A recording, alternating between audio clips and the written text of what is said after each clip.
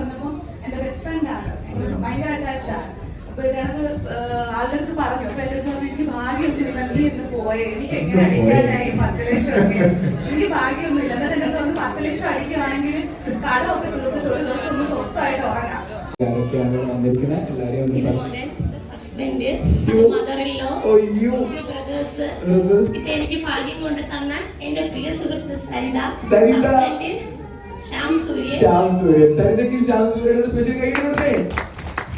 Thank you. നിങ്ങൾ ഇങ്ങനെ ഒരു ഭാഗ്യം അനുസരിച്ച് കൊണ്ട് തന്നതിന് നമ്മൾ എല്ലാവരുടെയും ഭാഗത്തുനിന്ന് ഞങ്ങൾ നന്ദി അറിയിക്കുകയാണ്. കൊല്ലം കണ്ടാൽ ഇല്ല വേണ്ട എന്താണ് ചൊല്ലിന്റെ അർത്ഥം? ആദ്യം ഒന്ന് പറഞ്ഞോളൂ. തിരിച്ചുവിടില്ല, അങ്ങനെയാണ് കൊല്ലക്കാര്. ഭയങ്കര സ്നേഹമാണ്. നേരത്തെ പറഞ്ഞ കണ്ണൂക്കാരും ഞങ്ങൾ തൃശ്ശൂർക്കാരും ഒട്ടും മോശമല്ല. ഞാൻ ഫിജിക്കൽ ഡിവിഷണൽ സെയിൽസ് മാനേജർ ആണ്. ഓ ഗ്രേറ്റ്.